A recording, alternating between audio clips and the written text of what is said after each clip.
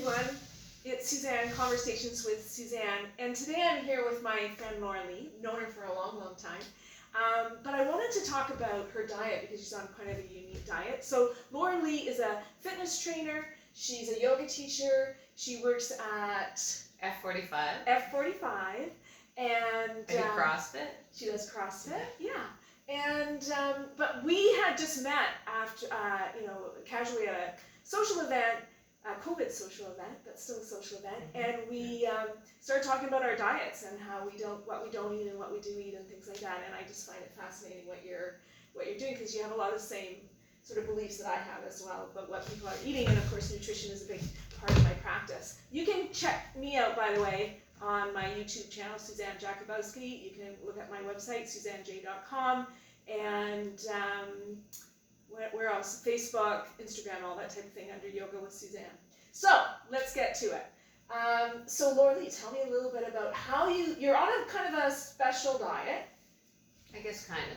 So I have, well, when we were talking the last time, I was eating pretty much carnivore, which is just primarily meat products, or meat, anything that's animal, I guess you could say eggs.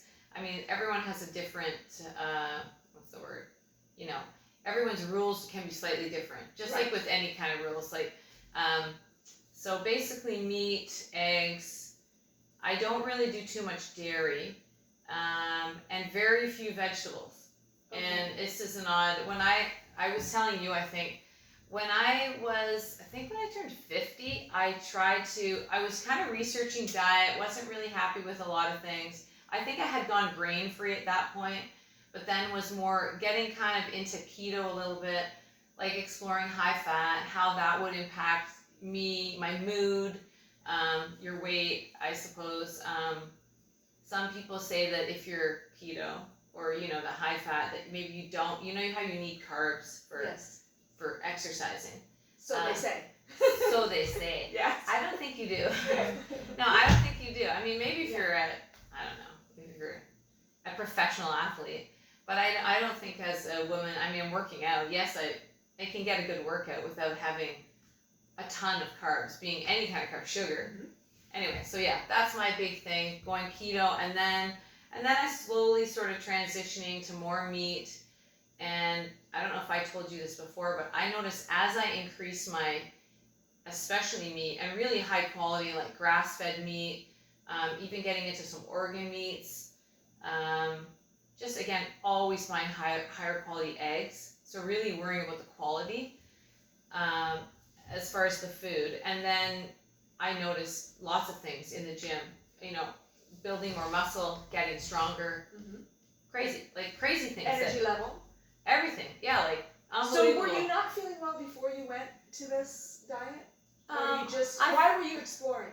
I think I just, trying to think I just think, you get to that as women, maybe you get to that point where you start to think, you're eating and maybe I was putting on a bit of weight in my middle, thinking, this can't be sustainable. I can't, what's this going to look like, in 10 years or 20 years. Yeah, so I just was exploring, and I knew that grain-free, I can remember one time having something, it was a neck issue that I had for a long time, and one of my friends said, you should take out all the grains, and obviously dairy and sugar, and, just make it really clean, just maybe meat and vegetables. And like she said, you'll know very quickly if that inflammation was from that food. Mm-hmm. But, you'll know, yeah. And it's true. She's like, well, what do you have to lose? And it was like 4 days later, I remember I was like, oh, okay, it's gone. Like, gone.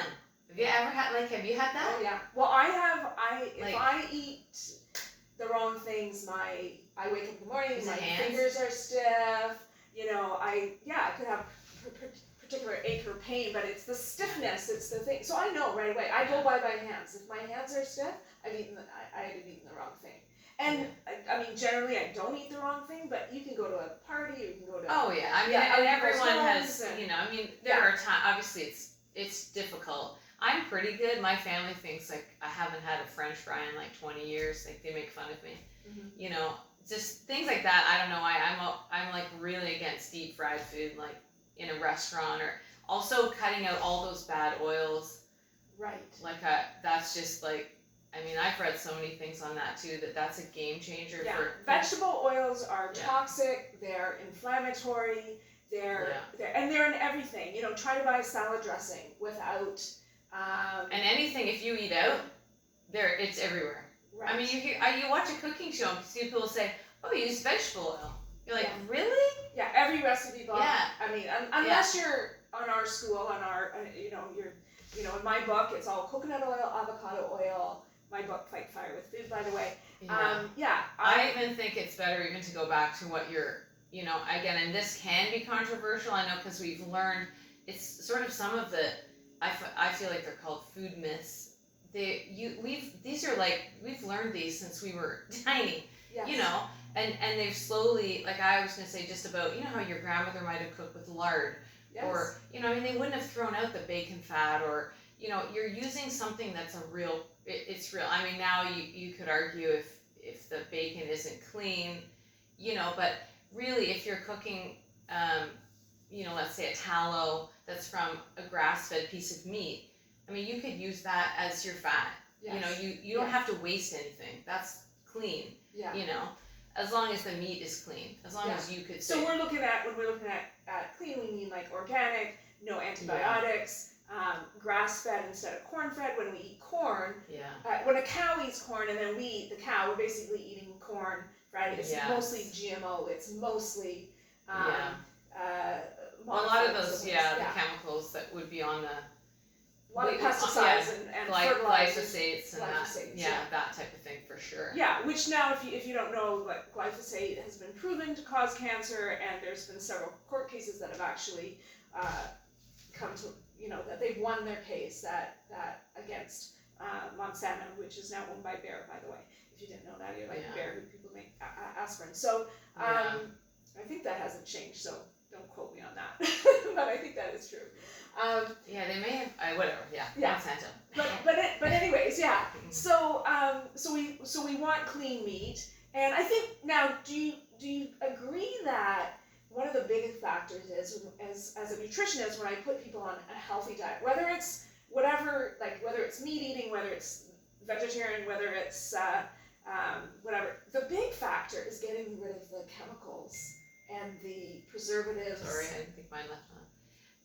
I absolutely agree. And again, I know it's hard for people. Like, I always tell people, because people think I'm really strict, and I'm like, well, I think when you first start something, you might think, oh my goodness, I can't give up. Whatever it is, whatever it is, like it might be like Greek yogurt or sugar, alcohol. Well, some kind of sugar, right? Well, alcohol, actually. Yeah, alcohol is a big one for my clients. Yeah, I'm not. It's funny because again, I used to drink more, but I hardly drink anymore. I hardly feel like it's worth it.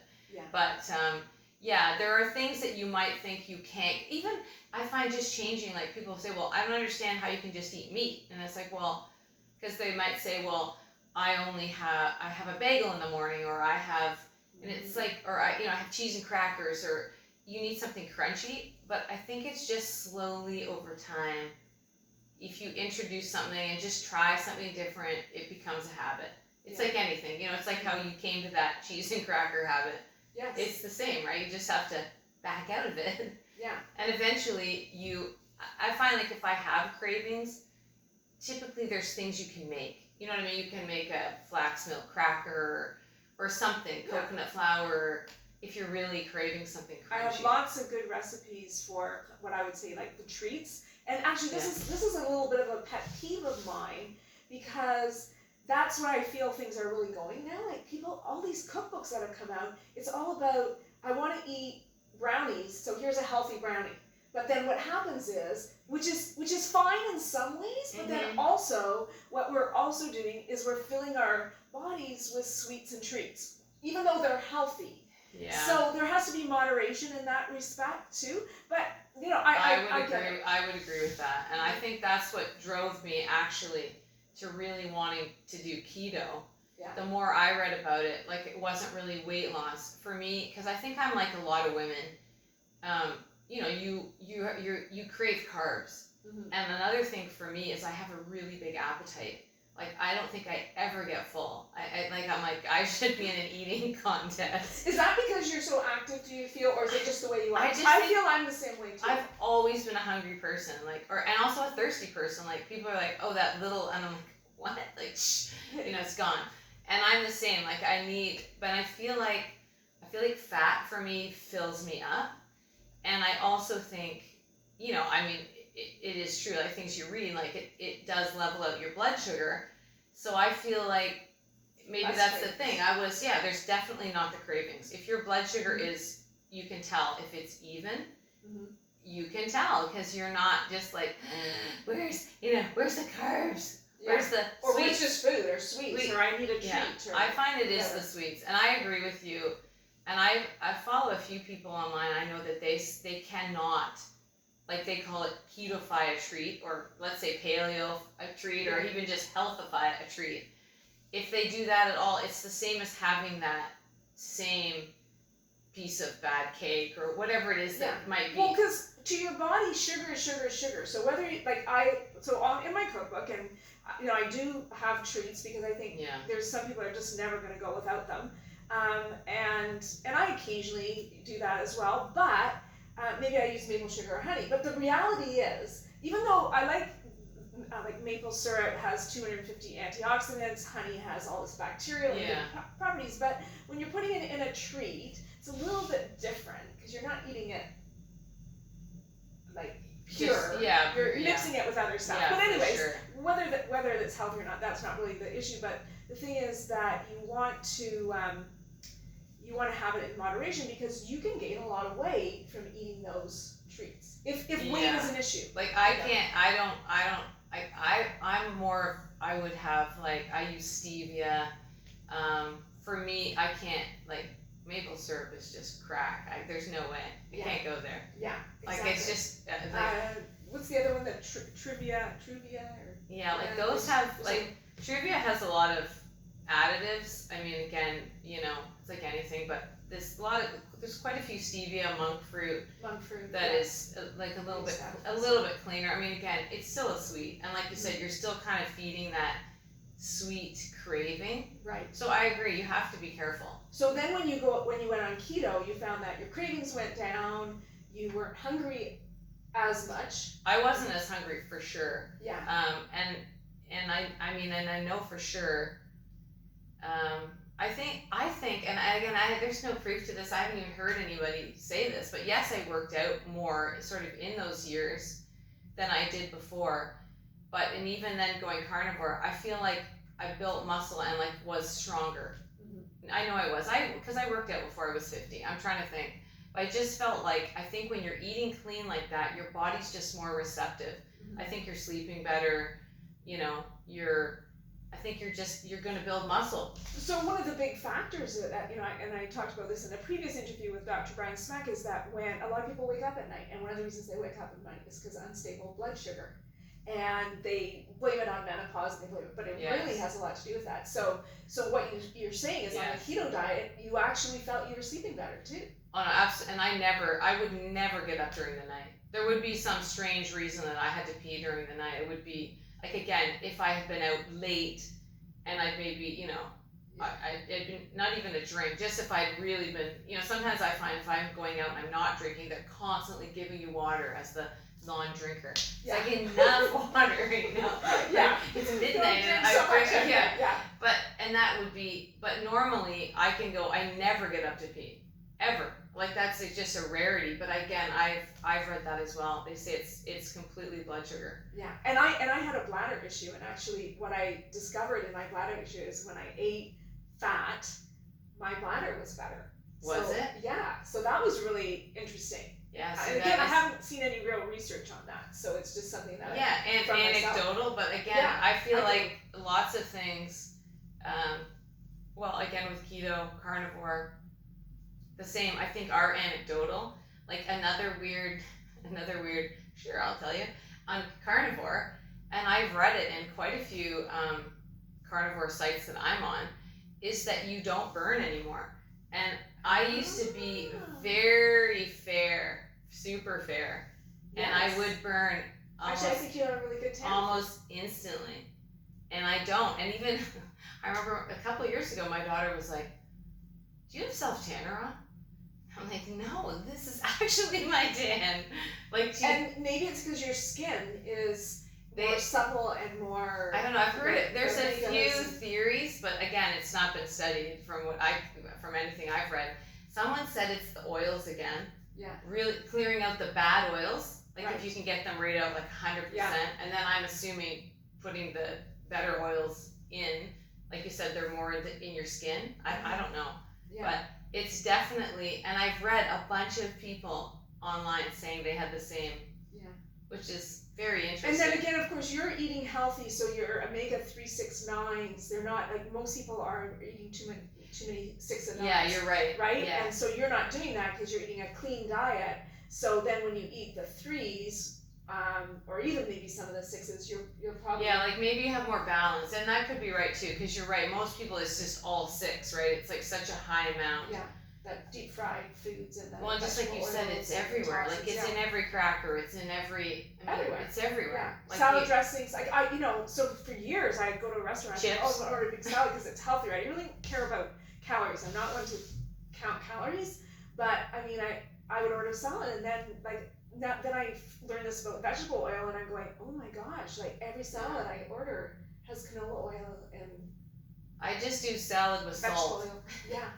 And I used to carry my own salt, but well, that's an I get a lot of flack over that. I'll tell you something really interesting, that you need oil to get the nutrition from the vegetables. Yeah. So it's good to put a little bit of oil, but you want to use like olive oil. But then again, you could, and again, I used to carry a little bottle of oil too, but I'm saying in a pinch if you're out, like that's, just say no. because it is a problem. Yeah. Because even if they say olive oil, that they have it, I still question how good it is. Do you know what I mean? Like you just... Because not all olive oil is the same, and restaurants are of course going for and you have to, I mean, I don't know. Cost savings so that they can get more money. Usually I guess if you have your salad with some sort of meat, hopefully it has some fat. But yeah, I've heard that before too, really to make it, So let's go on to like, what are there side effects to being a carnivore? Like, are there things like, I've heard people have carnivore breath or... Oh, that's keto. Keto breath. Keto breath. Yeah, I don't think so. And any bad side effects? I have constipation. No, again, it's funny because someone recently was telling me that I've a few friends that they dabble in keto to try to lose a little bit of weight. Well, my one friend calls it dirty. He'll do dirty keto. He calls it Brian Johnson. Yeah. Don't name names. And he's so funny though.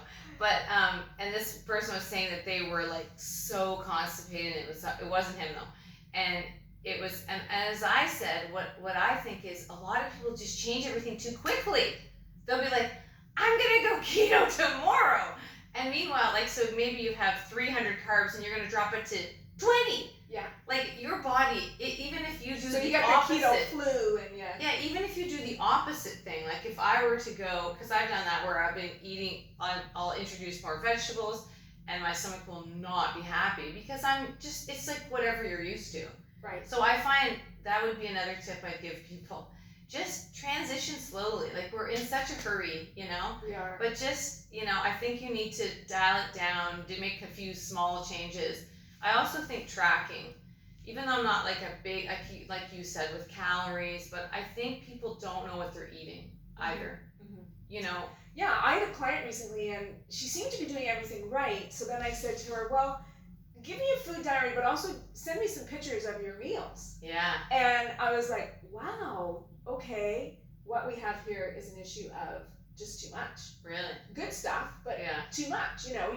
Your meat should be kind of the size of your palm, or your fist, and even eating too many root vegetables. Oh yeah, any of them. It's all calorie. Yeah, it is calories too, and oils. Let's face it, oils are not calorie free. That's like a tablespoon of oil is. No.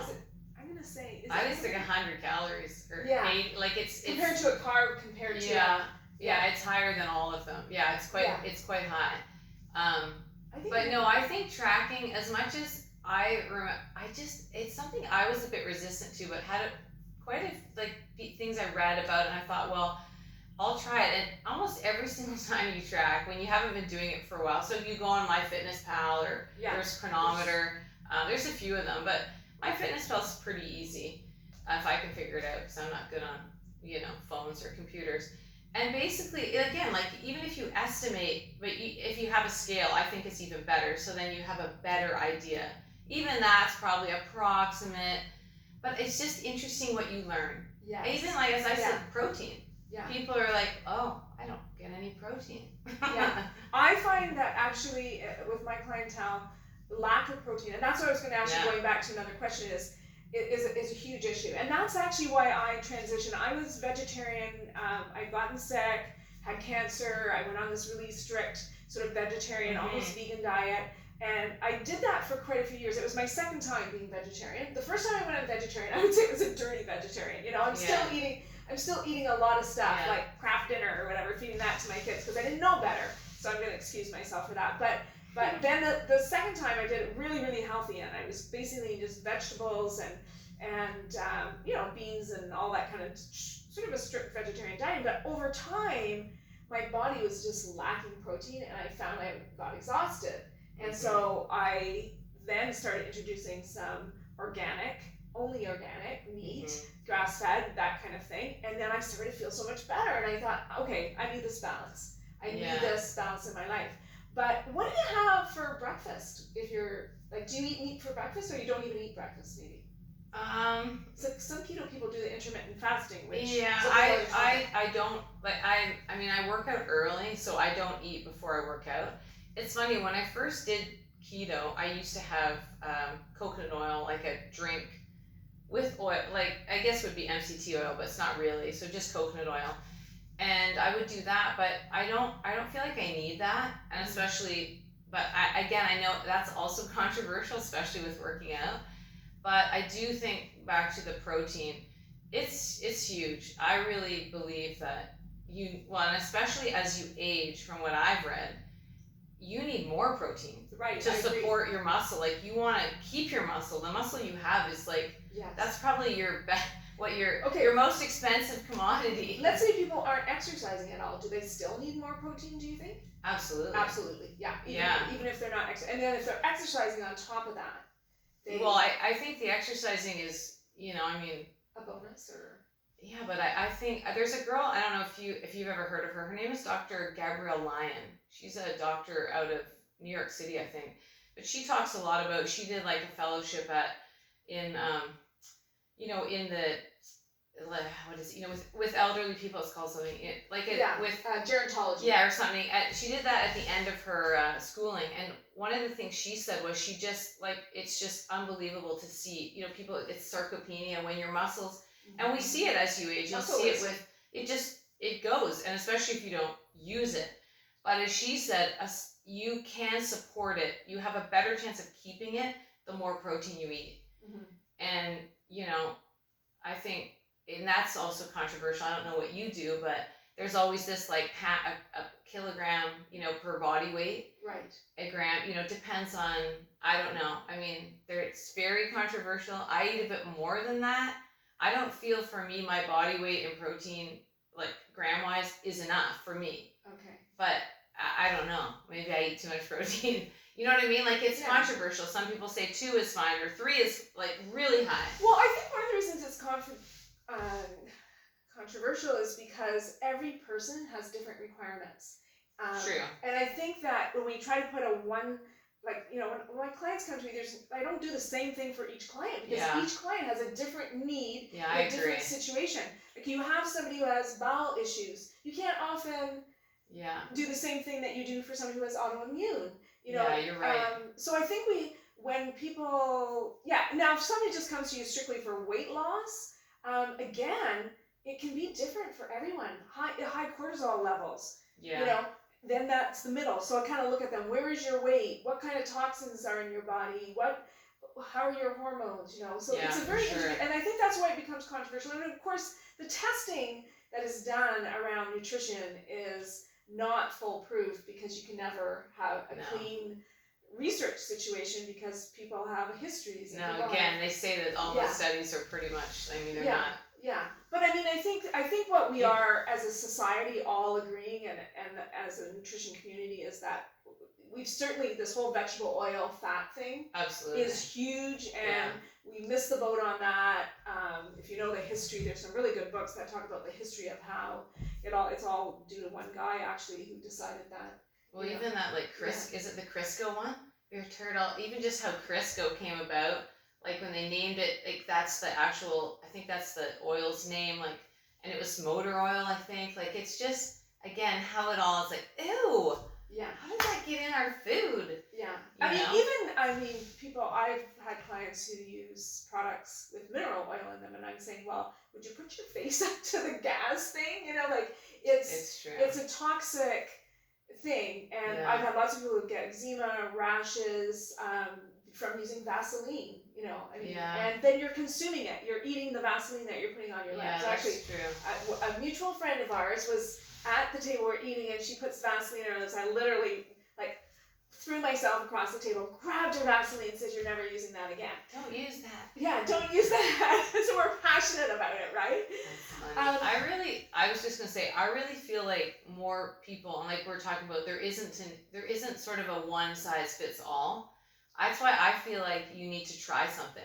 Yes. Just because someone else doesn't, I know other people who fast, I mean, I've done quite a bit of fasting as well, like a 72-hour fast, would be my longest fast that I've done, but I've also done no water fasts. I mean, I just think it's anything, like, try something. Like, it's not, you never know what profound effect it might have on your life. I feel that way about juicing. Like, people don't want to try juicing because they think it tastes terrible or whatever. Yeah. But when you juice, and especially if you are doing a juice cleanse or something like that, oh my God, it's like you have energy like you wouldn't believe. Yeah. It's like it's just really amazing. And I just say, well, what would it hurt you? Like, Well, yeah, you could try it. Like, why should it? Absolutely. Borrow a juicer. Somebody has one that's in their basement. Yeah. I just feel like more people don't want to experiment. They want to just say, well, whatever I'm doing isn't working. But don't you think people just want to go to a store and buy? Well, then maybe buy a supplement, and I don't think that's going to work either, right? Like, I think you can change so many. Well, there's so many aspects. Food isn't the only thing. I feel like it's a huge part. I feel that people are suffering from malnutrition, and I see this all the time. Mm-hmm. So I have people do standard blood work when they come in, and oh my gosh, I mean, almost everybody's vitamin D is low. We have low magnesium, B12, amino acids are off, which again is the protein thing. Yeah. So I think we have a society, and I'm really concerned that suffering from malnutrition. I'll just finish that sentence. Yeah, I agree with you there. You're probably right. Yeah, for sure. And then we know the dementia. We know that even Parkinson's and things like that. A lot of it is malnutrition. Mm-hmm. So we're a healthy society in the sense that we, we're not losing weight. We're not skinny or anything like that as a society, but we're malnutrition. We've got food, but it's not healthy food. No. And we're not absorbing the food because we have gut rot. Yes. I mean, so many people don't, and that's the other part of this puzzle is that, so many people don't work on their digestion as they get older. The gut rot just gets worse and worse, and then they say, I've had all these situations and it's due to old age. It's not really due to old age, it's just your stomach couldn't take it anymore. Yeah, and again, I think down to a lot of those things, right? Like the glyphosates, the chemicals, right? Like you're just constantly, your body can only take so much. Yeah. Don't you feel like? And and I always, because it's funny, because someone will say, well, this person does this, and I'm like, well, there's a tipping point for everyone, right? Like you might be, and that's the thing too, like you might be fine, but I can't do that, or vice versa. So you need to, that's why I think you need to figure it out. Like, I just think you have to experiment a little bit. Mm-hmm. Whereas it's the tracking, maybe the diary, and you just, who knows? You might find something, you might go, oh, maybe it's that, I shouldn't be eating that. Yeah. Well, and food sensitivities, food allergies are huge nowadays. And I mean, we never used to hear that when we were kids. Like people always say that, oh, there's so many peanut allergies. Well, there's so many, I mean, what you eat when you're pregnant affects your kids and their kids. And so therefore, when that kid's born, he ends up having lots of food sensitivities. And so that, again, is gut. And it came from mom and dad, but mostly mom. And so, we have to watch what we're consuming. And I think you're right. I think we really need to be open-minded. Mm-hmm. But, it kind of floored me during this whole COVID thing, as I said earlier, the things that I saw was even the government saying, okay, here's things you should stock up with in case, there's and what was it? It was boxed lasagna, boxed pizza, garbage food. Yeah. And okay, people say, well, vegetables don't last. Buy frozen vegetables, buy frozen fruit if you have to, just as healthy because they're flash frozen in the stores. You don't need to go that route. You don't need to go that route at all. No. And it was just kind of sad. And then the second thing we saw was all these people posting recipes, a lot of them for alcohol drinks and stuff like that. And it's just like, okay, here's what we're going to do in our COVID time. We're going to eat and drink. And my friend filled her freezer with baked goods because she was baking every day. Yeah, well, you couldn't get flour. You couldn't get flour. So like all-purpose flour, you couldn't get it. Well, everybody was making cookies. Yeah, but all that flour is going to be consumed, and all that consumption of flour, white flour, white sugar, is going to end up on affecting people's health, like you said, blood sugar. I think especially the flours. I mean, if you're gonna, that's where. A lot of people are like, oh, organic, who cares? It doesn't matter. And I mean, you can argue that, whatever, but I feel like a lot of those flours, you should buy the best quality you can buy. That's right. Because that's the stuff that's really, that's heavily sprayed. And I always say that I don't drink coffee, but I'm like, okay, people, coffee for sure has so many pesticides. Yeah. I mean, it's such they don't want anything to happen to those crops. Right? Yeah. Like, people need that coffee. Yeah. So I think that's important. Like some of those things that you consume heavily, like if it's coffee, if it's bread, if it's, I don't know, I think, with vegetables, if it's, like I don't eat potatoes, but for your family, they say, buy organic. Yes, buy organic because there's apples, like the things you consume a lot of. Yeah. The two things I never, ever, ever buy, like, I always try to buy organic, but if I go to a store, is celery and grapes because they are the highest level of pesticides. So, never buy regular celery, everyone. Just organic. We've got, and we vote with our dollars in this. If more people ask for organic celery or only bought organic celery, leave the other stuff on the shelf. Berries are bad too, are they not? Strawberries, I've heard, especially for kids. Like strawberries in the top 10. Like little kids, and you're giving them, they say a kid might eat a lot of strawberries, and you think it's a lot of chemicals. Yeah, that they have to spray. Sometimes mums are busy and we're not washing the vegetables. Well, and you're not washing them because even just washing them, from what I've read, gets rid of, like, even if you do that at least if you really give them a good wash, it's a bit better. But, anyway. But, and again, going back to cost, like I say that, with my diet, I find that I'm probably not, because I make everything at home, and we go out to restaurants very occasionally, I'm not spending the same amount of money that other people who are constantly buying from the I for